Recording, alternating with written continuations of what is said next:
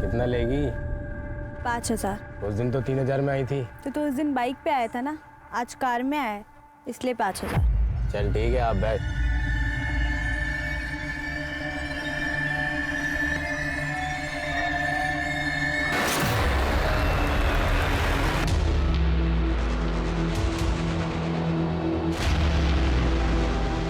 कितना छापा? 5,000 पे गई थी, लेकिन इतना खुश कर दिया कि 7,000 ले आई। ए जुग जुग जियो मेरी बच्ची, बड़ा अच्छा हुनर पाया है तूने।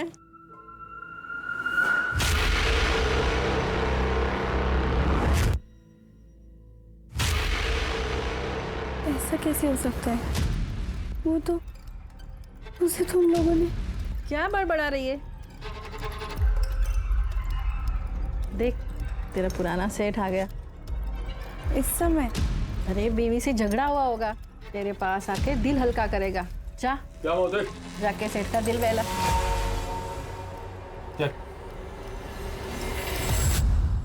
अगर किसी की पत्नी गायब हो जाती है, गुम हो जाती है, तो जमीन आसमान एक कर देता है। पर तुमने तो कोई खास खोजबीन भी नहीं की अपनी पत्नी की।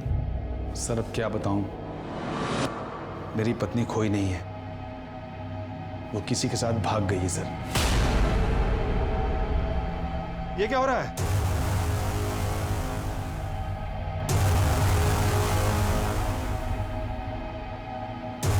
पूजा, ये क्या हो रहा था? पूजा, पूजा गलत है ये। तुम मेरी बीवी हो, मेरे बच्चे की माँ हो। बस मामा और नहीं, मुझे बहुत नींद आ रही है, मैं सोने जा रहा हूँ। गुड नाइट पापा, गुड नाइट मामा। तुम भी खा लो।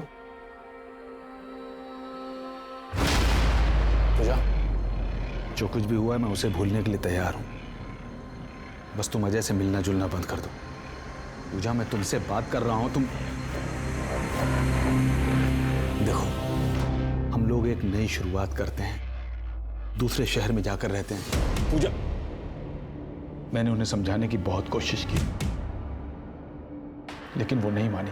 अंत में एक लेटर लिखकर घर के सारे गहने लेकर वो अजय के साथ भाग गई। वो लेटर है आपके पास? लेटर तो जला डाला है सर। जब पूजा गायब हुई तब चिट्टू कहाँ था? अपने मामा के यहाँ था सर। समझिए, चिंटू को मामा क्या भेजा, फिर पूजा और उसके प्रेमी को मार दिया और दोनों को अपने ही घर में दफन कर दिया। उसके बाद पूजा के गायब होने का नाटक, और फिर बिना नोटिस दिए घर छोड़कर, शहर छोड़कर चले गए। उस घर में मिले दोनों कंकाल पूजा और उसके प्रेमी अजय के ही है ना? सर मैंने उन्हें नहीं मारा है और ना ही उन्हें दफनाया है। अभी भी टाइम है, सच सच बता दे। सर मैं सच कह रहा हूं, मैंने कुछ नहीं किया, किसी को नहीं मारा है मैंने।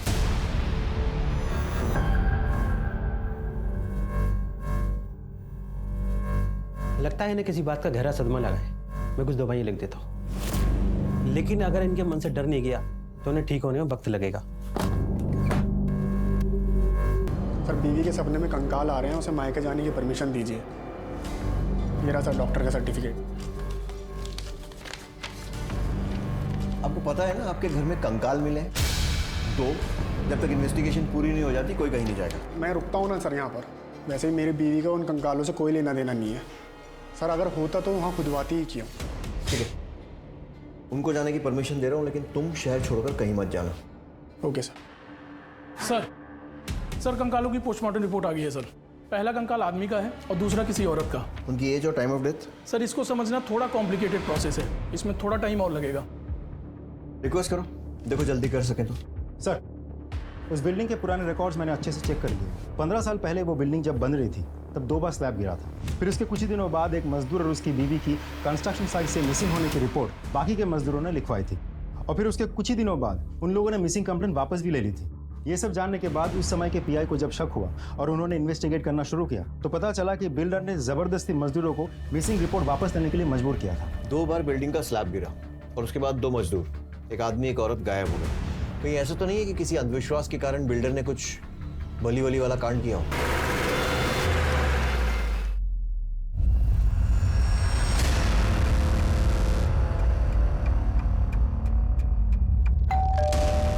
नालंदा सोसाइटी, वो बिल्डिंग आपने ही बनवाई थी ना? जब वो बिल्डिंग बन रही थी 2 मजदूर गायब हुए थे वहां से, एक आदमी और एक औरत। और अब जो कंकाल मिला है वो भी एक आदमी और एक औरत का ही है। मामला सामने ना आ जाए इसलिए आपने अपने मजदूरों पर प्रेशर डाला था और उन्होंने कंप्लेंट वापस ले ली थी, है ना? जी नहीं सर, तो पुलिस कंप्लेंट की वजह से मेरी बिल्डिंग का काम रुका पड़ा था और जिसकी वजह से मेरा बहुत नुकसान हो रहा था। फिर मैंने किसी तरह मजदूरों को समझा बुझा करके कंप्लेंट वापस करने के लिए मनाया। अपने गायब मजदूरों का नाम बता दीजिए। इतना पुराना रिकॉर्ड कौन रखता है सर? ये मजदूर हैं, कहीं 2 पैसा अधिक मिला यहाँ काम छोड़ के वहाँ चले जाते हैं। जब वो बिल्डिंग बन रही थी तो 2 बार उसका स्लैब गिरा था। कहीं ऐसा तो नहीं अंधविश्वास के कारण उन दोनों की नरबली दे दी गई हो? अरे सर, मैं धर्म कर्म करने वाला पंडित व्यक्ति हूँ और मैं बिल्डिंग का फाउंडेशन खुद खड़े रह करके वहाँ पर बनवाता हूँ और मेरी बिल्डिंग में ऐसा कांड हो ही नहीं सकता। आपकी बिल्डिंग में क्या कांड हुआ है और कैसे कैसे कांड हो सकते हैं वो हम पता लगा लेंगे, लेकिन एक बात ध्यान रखिए, अगर ये पता लगा ना कि इसमें आपका जरा सा भी हाथ है, आपकी खैर नहीं। सर चोरत पुलिस स्टेशन से खाई में गिरी कार और मिसिंग डेड बॉडीज की फाइल आ गई है। करेक्ट, मनीष मिश्रा की गाड़ी खाई में गिरी थी और कार में मनीष और मीना की चप्पलें मिली थी, लेकिन दोनों की डेड बॉडीज नहीं मिल पाई थी। और भूषण मनीष का बिजनेस पार्टनर था और मनीष के मरने के बाद सारा का सारा बिजनेस भूषण के नाम हो गया। मार क्यों रहे साहब? जिस फ्लैट में कंकाल मिले थे उसके ऊपर पहले फ्लोर पे भूषण रहता है, जानता है उसे? हाँ साहब। भूषण उस फ्लैट में गया था जहाँ कंकाल मिले थे कभी भी? याद नहीं साहब। देख, केस उलझता जा रहा है और मेरा दिमाग भी। सच बता और जल्दी बता। याद आया साहब, एक बार भूषण को अपने घर फर्नीचर का काम करवाना था तो उसने अपने बीवी बच्चों को 8 दिन के लिए मायके भेज दिया और अपना सारा सामान नीचे फ्लैट पे शिफ्ट किया। मैंने चाबी दी थी। अब बता रही है, कब दी थी चाबी? परेश जी के फ्लैट छोड़ने के बाद और पंकज जी के फ्लैट लेने से पहले। परेश ने नवंबर 2014 में फ्लैट छोड़ा था और पंकज ने जनवरी 15 में फ्लैट लिया था, तो दिसंबर 2014 में फ्लैट खाली था, तब दी थी चाबी? हाँ साहब।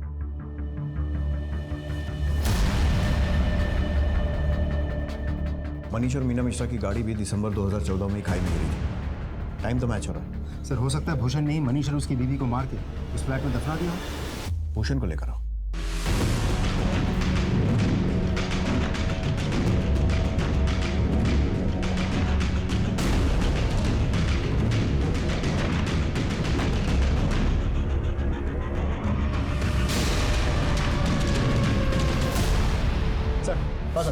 भूषण बिना किसी को कुछ कहे गायब हो गया। उसका फोन भी स्विच ऑफ आ रहा है।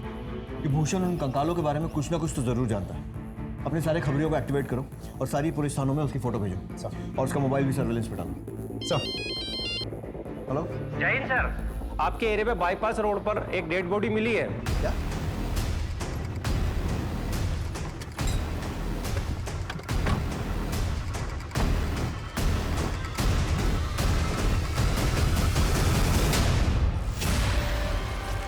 सर ये तो परेश शाह है, अहमदाबाद वाले।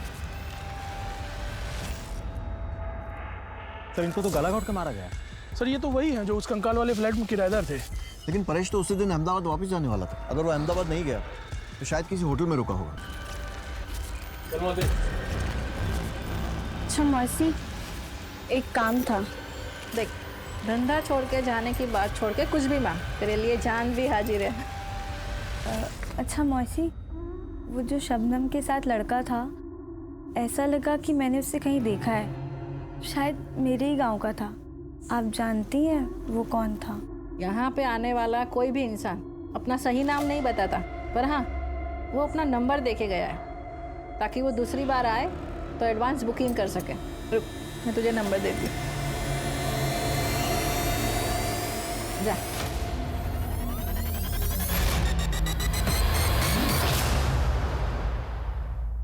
हेलो सुनील। रचना। सुनील, तुम जिंदा हो? मुझे लगा तुम्हें तो डकैतों ने। मुझे तुम्हारे प्यार और दुआओं ने बचा लिया रचना। तुम कहाँ हो सुनील? मैं तुमसे मिलना चाहती हूँ। मैं भी तुमसे मिलना चाहता हूँ।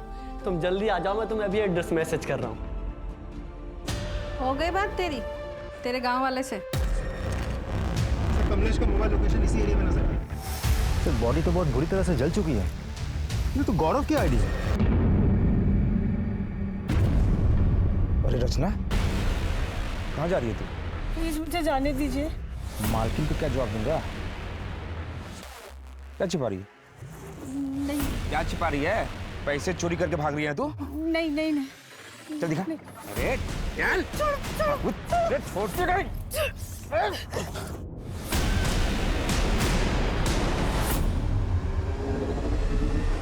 ये चोरी करके भाग रही है।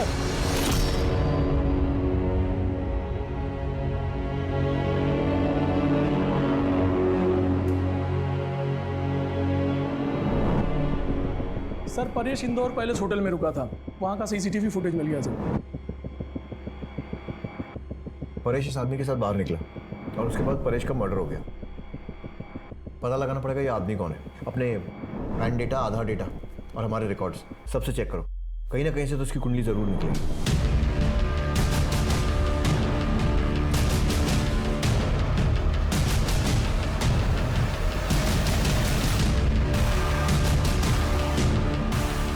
पहचानते हो? हाँ सर, ये तो कमलेश है। कहाँ रहता है ये कमलेश? यही पुरानी मंदिर के पीछे वाली गली में।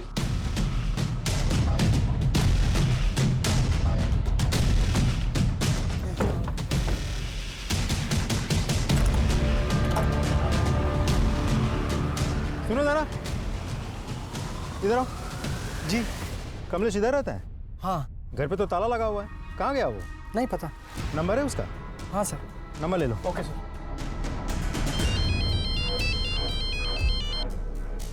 हाँ संदीप। सर, कमलेश तो गायब है, उसके घर पे ताला लगा हुआ है, लेकिन उसका नंबर हाथ लग गया। उसका फोन सर्वेलेंस पे डालो और ट्रैक करने की कोशिश करो। सर। हाँ संदीप। कमलेश का नंबर ट्रैकिंग पे डाल दिया है। कंट्रोल रूम बहुत जल्द उसका लाइव लोकेशन हमें अपडेट करेगा। काफी टाइम लग रहा है, लेकिन सर भूषण को ट्रैक कर लिया, हमारी टीम उसे पकड़ के लेके आती होगी। बिना किसी को बताया गायब, किस बात का डर था? हमारी पूछताछ का। मैंने लोन लिया था और साहूकार मुझे परेशान कर रहे थे, तो मैं अपने दोस्त के घर चला गया था और सर मैंने अपना फ़ोन बंद कर लिया था। मैंने सोचा सर सब कुछ ठीक होगा और पैसों की जुगाड़ होगी तो मैं वापस आ जाऊंगा। दिसंबर 2014 में तेरे पार्टनर मनीष की गाड़ी खाई में गिरी, लेकिन उसकी और उसकी बीवी की डेड बॉडी नहीं मिली, सिर्फ कार मिली। और दिसंबर 2014 में ही तूने अपने बीवी बच्चों को बाहर भेजकर फर्नीचर बनाने के बहाने अपना सारा सामान नीचे वाले फ्लैट में शिफ्ट किया। तूने मनीष और मीना को मारा और उसके बाद उन्हें उस फ्लैट में दफनाया। देखिए सर, मैं आपसे बोल चुका हूँ, ना मैंने मनीष को मारा और ना ही मैंने मीना को मारा सर। सर मेरी बात सुनिए सर, एक बात नहीं, मैं आपसे क्यों झूठ बोलूंगा सर, मैं सच बोल रहा हूँ। मैंने मनीष मीना को नहीं मारा और ना ही मैंने उस फ्लैट में उनको दफनाया। मेरी बात पे यकीन कीजिए सर प्लीज। सर कमलेश का नंबर ट्रैक हो गया।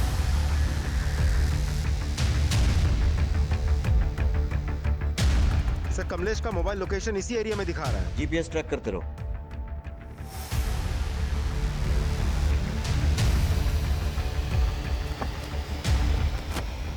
सर लोकेशन तो यहीं कहीं दिखा रहा है।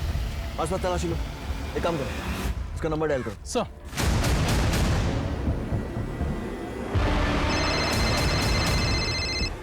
आवाज आ रही है सर। सर उस तरफ से आवाज आ रही है।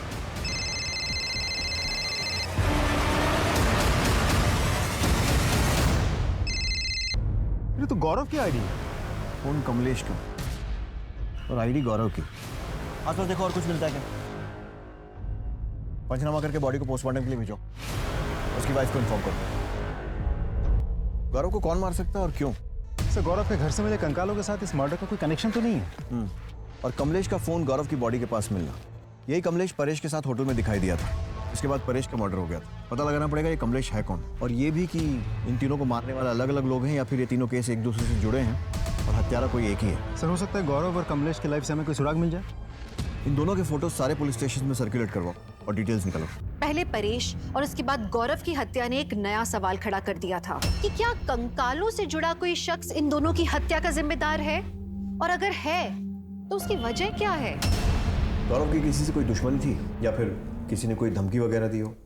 वो एक दिन अचानक मार्केट से घबराए हुए घर आए थे। क्या हो गया?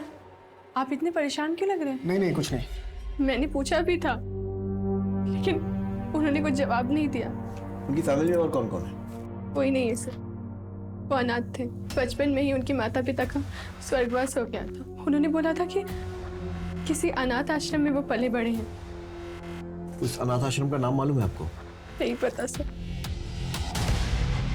देखिए, गौरव की बॉडी हम आपको पोस्टमार्टम के बाद ही दे पाएंगे, अभी आप जा सकते हैं। पता करो कि गौरव कौन सा अनाथ आश्रम में था, क्योंकि अगर वो वहां था तो गवर्नमेंट एजेंसीज के पास उसके सारे रिकॉर्ड्स हैं। हेलो, क्या?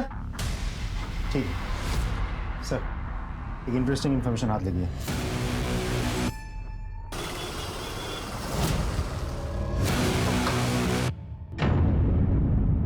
जी बोलिए। माँ,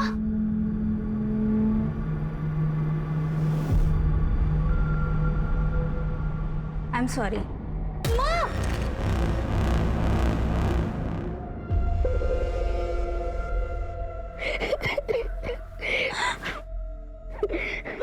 घर चलो माँ, घर चलो। नहीं बेटा, मैं नहीं आ सकती।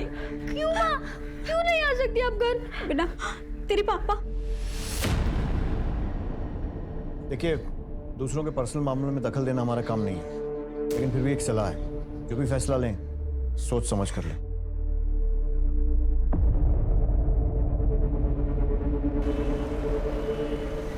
सर, गौरव की फोटो हूबहू एक आदमी से मिलती है जो 6 साल जेल काट चुका है, लेकिन जेल रिकॉर्ड्स में उसका नाम प्रसाद है। प्रसाद कौन सी जेल से छूटा? भोपाल सेंट्रल जेल में था सर, और पिछले महीने ही छूटा। कुंडली निकालो इसकी।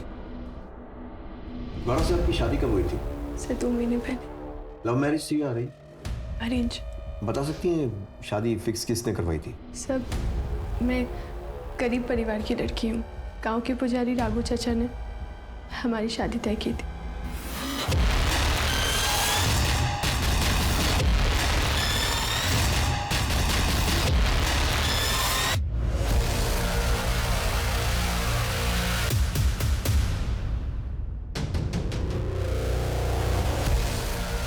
चलिए चलिए चल, शुरू हो जाए। बताता हूँ सर, बताता हूँ मैं। सर, मेरे और मेरे पिता की मंदिर की संपत्ति पर काफ़ी सालों से नज़र थी। मेरे ताऊ और उनकी बेटी हमारे रास्ते का रोड़ा बनी हुई थी। रचना को ठिकाने का लगाने के लिए मेरे पिता ने उसके बालों में जटा बनाई और मंदिर की पुजारन बनने के बजाय उसे दासी बनने पर मजबूर किया। रचना अपने प्रेमी सुनील के साथ डकैतों का बहाना करके गांव से भाग जाना चाहती थी। वो सुनील मेरा पालतू था, उसने मुझे पूरा प्लान बता दिया। फिर मैंने नहले पे धैला फेंका सर। मैंने असली डकैतों से रचना को किडनैप करवाया और उसके बाप की हत्या कर दी, तो मंदिर पे अपना अधिकार बना लिया। इसके एवज में सुनील ने मुझसे मंदिर की मूर्ति मांगी। मैंने सोचा कि ये पीतल की पुरानी मूर्ति में रखा ही क्या है, और मैंने दे दी उसको।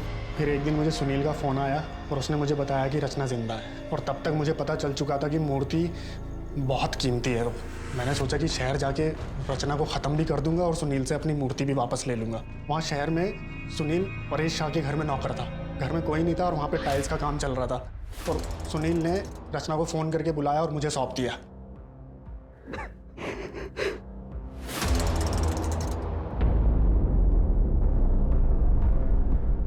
प्रसाद, तुम यहाँ? तुझे अपने रास्ते से हटाने का अधूरा काम पूरा करने आया हूँ। तुमने इसे यहाँ बुलाया जिससे मैंने इतना प्यार किया? मुझे तुम्हारी शक्ल भी नहीं देखनी है। तुझे इतनी आसानी से नहीं छोड़ूंगा। जहाँ तेरे बाप को भेजा, आज तुझे वहीं भेज रहा हूँ।